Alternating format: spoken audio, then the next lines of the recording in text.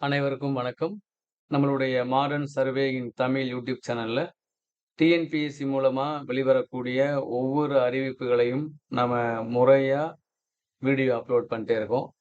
அதுல பார்த்தீங்க அப்படின்னா, டிஎன்பிஎஸ்சி மூலமா இன்னைக்கு வெளியான ஒரு மிக முக்கியமான அறிவிப்பு.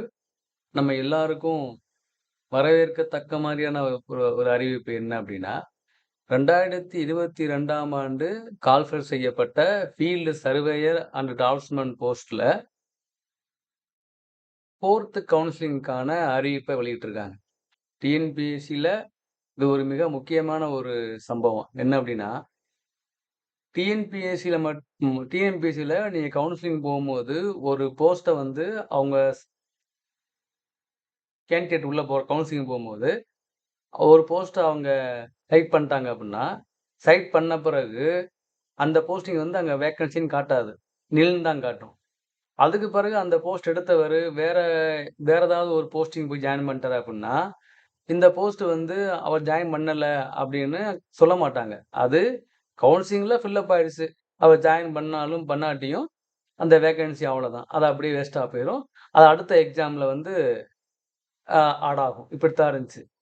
அதே மாரி என்ன ஆயிப்போச்சுன்னா, இந்த 2022ஆம் ஆண்டு எழுதப்பட்ட இந்த ஃபீல்டு சர்வேயர் டிராஃப்ட்ஸ்மேன் எக்ஸாம்ல முதல் முறையா அப்பதான் குரூப் 4ல இருந்து எஃப்எஸ் போஸ்ட்ட வந்து தனியா பிரிச்சு நம்ம BE civil, diploma civil, ITI civil surveyor அப்படின்னு டிராஃப்ட்ஸ்மேன் அப்படின்னு பிரிச்சு எக்ஸாம் வச்சாங்க. உங்களுக்கு தெரியும்.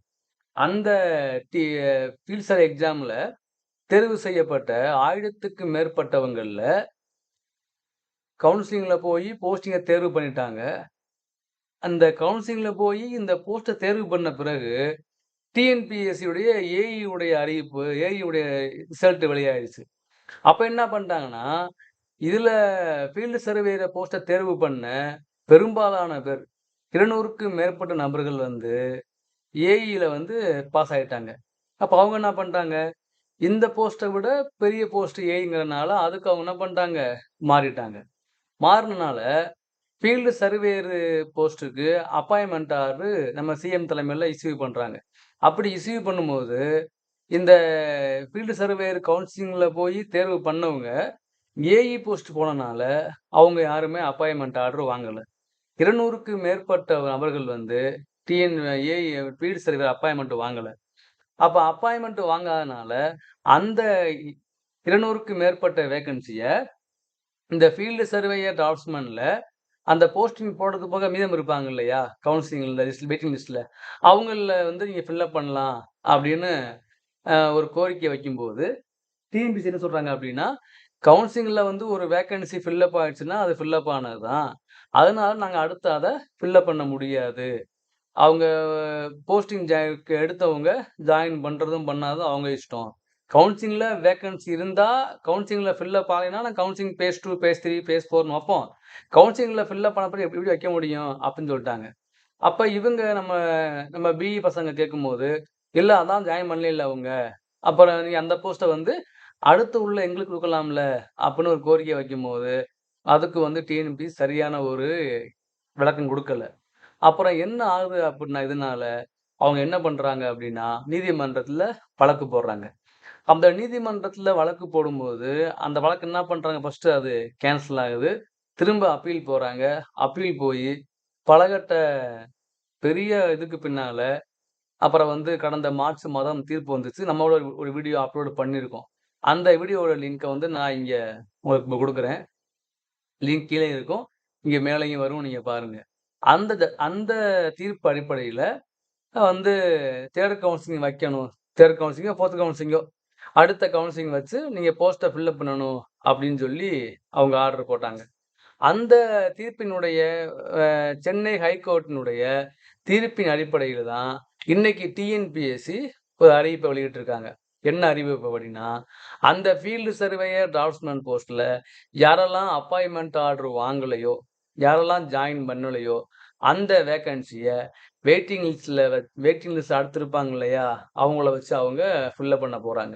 இப்ப என்ன ஒரு நல்ல விஷயம் அப்படின்னா, இப்ப வந்து பார்த்தீங்கன்னா, இந்த போஸ்ட் எல்லாம் இப்ப தான கவுன்சிலிங் விட போறாங்க.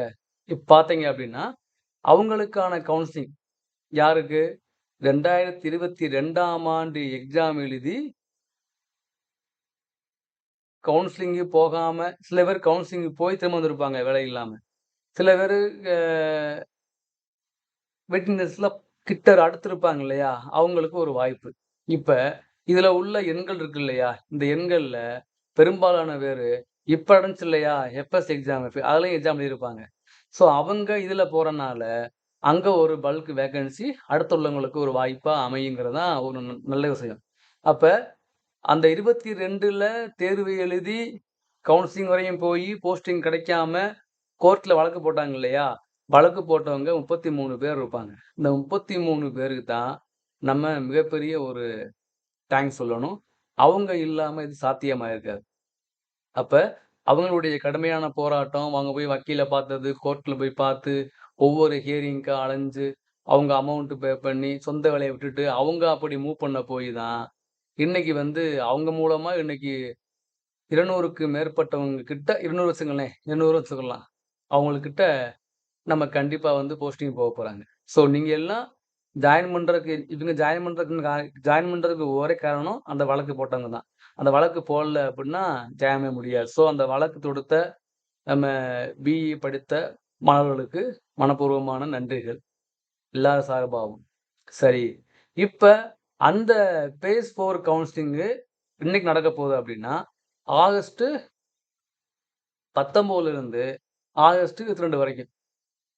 4 நாட்கள்ல டிஎன்பிஎஸ்சி ஆபீஸ்ல கவுன்சிலிங் நடக்க போகுது. அந்த பேஸ் 4 கவுன்சிலிங்க்கு யாரெல்லாம் தேர்வு செய்யப்பட்டிருக்காங்களோ, அந்த பதவி எண்கள் தான் இப்ப நீங்க கீழ பார்க்குறது. இவங்க எல்லாருமே டிஎன்பிஎஸ்சி உடைய ஃபீல்டு சர்வேயர் பேஸ் 4 கவுன்சிலிங்க்கு தேர்வு செய்யக்கூடிய எண்கள். ஓகேங்களா? இதுதான். ஸோ, நம்ம தெரிய வேண்டியது என்ன அப்டின்னா, வழக்கம் போல தான். இதுக்கு மெயில்லயோ, ஃபோன்ல தான் அனுப்புவாங்க. டைரக்ட்டா பண்ண மாட்டாங்க.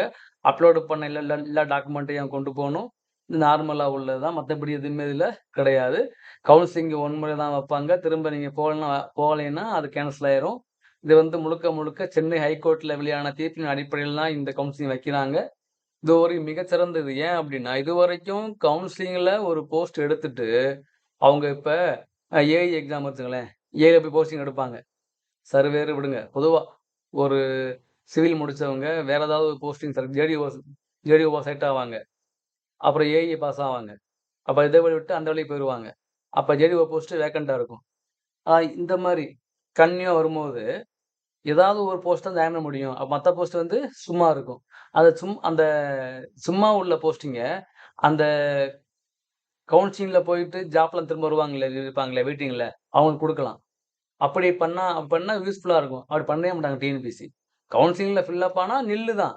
கவுன்சிலிங்ல ஃபில் அப் ஆனா தான் கவுன்சிலிங் 2, 3 வச்சு அடுத்த ஆள போடுவோம். கவுன்சிலிங்ல ஃபில் அப் ஆயிடுச்சுன்னா, அவங்க ஜாயின் பண்ணாலும், பண்ணாட்டியும் நாங்க ஃபில் அப் பண்ண மாட்டோம் அப்படின்னு இருந்தாங்க. ஆனா இப்ப இனிமே செய்ய முடியாது அப்படி. இந்த தீர்ப்பு அடிப்படையா வச்சு இனி வரும் காலங்கள்ல இந்த மாரி ஒருத்தரு இந்த மாரி ஒரு போஸ்டிங் எடுத்து ஜாயின் பண்றதுக்கு முன்னால, இன்னொரு போஸ்டிங் போயிட்டாங்க அப்புட்ன்னா, அந்த வேக்கண்ட்ட அடுத்த ஆளுக்கு எடுத்து வெயிட்டிங் லிஸ்ட்ல உள்ளவனுக்கு ஃபில் பண்ணலாம். அப்படின்னு ஒரு மிகச்சிறந்த ஒரு தீர்ப்ப வந்து இத வாங்கியிருக்காங்க. அப்ப நமக்கு தெரிய வேண்டியது என்ன அப்படின்னா, 2022ஆம் ஆண்டு கால்ஃபர் செய்யப்பட்டு 23ஆம் ஆண்டு தேர்வு வைக்கப்பட்ட இந்த ஃபீல்டு சர்வேயர் டிராஃப்ட்ஸ்மேன் எக்ஸாம்ல அப்ப எழுதுனாங்க இல்லையா 23ல 23ல எழுதி ரொம்ப பேர் நமக்கெல்லாம் கிடைக்காது அப்படின்னு போயிருப்பாங்க இல்லையா? அவங்க எல்லாருமே கடந்த கடந்த ரீசென்ட்டா நடந்த ஃபீல்டு சர்வேயர் டாக்குமென்ட் எக்ஸாமே அவங்க எழுதியிருப்பாங்க. ஓகேங்களா? எழுதி வெயிட் பண்ணிட்டு இருப்பாங்க. அப்ப அதுலயும் அவங்க தேர்ச்சி பெறதுக்கு அதிகமான வாய்ப்பு இருக்கு. இன்னும் ரிசல்ட் வெளியேறாம இருக்கு. அந்த ஐடிஐ, டிப்ளமோ, பிஇ அந்த அந்த ரேஷியோனால அது கேஸ்ல நிக்குது. சப்போஸ் அந்த அந்த அந்த ரிசல்ட் வெளியிட்டாங்க அப்படின்னா, அந்த எக்ஸாம்ல பாஸ் ஆயிருக்கக்கூடிய அதிகமான பேரு இப்ப உள்ள இதுலயே பாஸ் ஆயிருப்பாங்க. ஓகேங்களா? ஸோ அவங்க இங்க வந்து இதுல போஸ்டிங் வாங்கிட்டாங்கன்னா, அந்த வேக்கன்சி எல்லாம் அ அடுத்துள்ளவங்களுக்கு கண்டிப்பா அது யூஸ்ஃபுல்லா இருக்குங்கிறது தான் ஒரு நல்ல விஷயம். ஸோ காலம் கடந்து வந்தாலும், இந்த ஃபீல்டு சர்வே எக்ஸாம்க்குள்ள இந்த ரிசல்ட் போட்டாங்க இல்லையா? அதனால அவங்க எல்லாம் இந்த கவுன்சிலிங்ல போய் போஸ்டிங் வாங்கிட்டாங்கன்னா, இவங்க அந்த கவுன்சிலிங்க்கு போமாட்டாங்க. அதனால அடுத்து உள்ளவங்களுக்கு நல்ல வாய்ப்பு கிடைக்குங்கிறது தான் ஒரு பொதுவான கருத்து. ஸோ தேர்ச்சி பெற்ற அனைவருக்கும் நம்முடைய வாழ்த்துக்கள். இந்த அ 4த் கவுன்சிலிங்ல இந்த 33 பேர் போக மீதி ஜாயின் பண்ணக்கூடிய, மீதி கவுன்சிலிங் போகக்கூடிய எல்லாருக்கும் நம்மளுடைய வாழ்த்துக்கள். நீங்க இந்த 33 பேர் யாரு? அப்படின்னு நம்ம வந்து இதுக்கு முன்னால ஒரு வீடியோ போட்டிருக்கோம் இல்லைங்களா? அந்த வீடியோ லிங்க் நான் குடுத்துருக்கேன் இதுல. அதுல ஃபர்ஸ்ட் அவங்க இருப்பாங்க. ஸோ ஒரு வழக்குங்கிறது வெற்றி பெறதும், பெறாம போறதும் அடுத்த பட்சம். ஆனா அந்த வழக்க கடைசி வரைக்கும் கொண்டு போய் முடிக்கிறதுங்கிறது, அதுக்கு எவ்வளோ கஷ்டங்கிறது தெரியும்.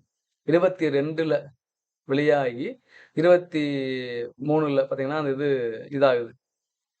அப்ப கிட்டத்தட்ட 23, 24 2 வருடம் முழுமையா இந்த கேஸ் நடந்து 25/7 29/7ல வெளியான ஒரு அறிவிப்பு. அதே 29/7 25ல வருது. 3 வருஷம் கழிச்சு வெளியாகுது. அப்ப ஒரு இந்த வழக்க வந்து எந்தவித சிரமம் பார்க்காம, அவங்களுடைய பர்சனல் வேலையெல்லாம் ஒத்தி வச்சு, முறையா அவங்க ஃபாலோ பண்ண போயி, தீர்ப்பு வாங்க போய் தான், இன்னைக்கு எல்லாரும் போய் ஜாயின் பண்ண போறாங்க. ஸோ 200 கிட்ட வேக்கன்ட் இருக்கும். நம்ம ஏற்கனவே வீடியோல போட்டிருக்கோம். எண்ணிக்கை முன்ன பின்ன மாறலாம். நம்ம ஏற்கனவே தெளிவா வந்து 2 வீடியோ போட்டிருக்கோம். யார் யாருக்கு ஒவ்வொரு கம்பெனிகள்ல இந்த எவ்வளவு ரேங்க் உள்ளவங்களுக்கு வேலை கிடைக்கும்னு ஒரு வீடியோ போட்டிருக்கோம். அதே மாரி இந்த தீர்ப்ப வச்சு ஒரு வீடியோ போட்டிருக்கோம். 2 வீடியோவுமே நான் இந்த வீடியோவோட லிங்க்ல குடுக்குறேன். பாருங்க. நல்லா யூஸ்ஃபுல்லா இருக்கும். ஃபீல்டு சர்வேயர், டிராஃப்ட்ஸ்மேன் எக்ஸாம் எழுதி இந்த 4த் கவுன்சிலிங்ல முதன் முறையா டிஎன்பிஎஸ்சி என்ன பண்றாங்க? முதன் முறையா ஃபாலோ பண்றாங்க. கவுன்சிலிங்ல ஃபில் அப் ஆன வேக்கன்சிக்கும் மீண்டும் கவுன்சிலிங் வச்சு, அதுக்கு அந்த வேலைவாய்ப்புல பெற்றவங்க போக மீதமுள்ளவங்கள வச்சு டிஎன்பிஎஸ்சி ஃபில் அப் பண்றாங்க. இது ஒரு ஆரோக்கியமான நல்ல விஷயம். இந்த டிஎன்பிஎஸ்சி இனி வரும் காலங்கள்லயும் ஃபாலோ பண்ணணும். எந்த ஒரு வேலையும் வேஸ்ட்டா போயிறக்கூடாது.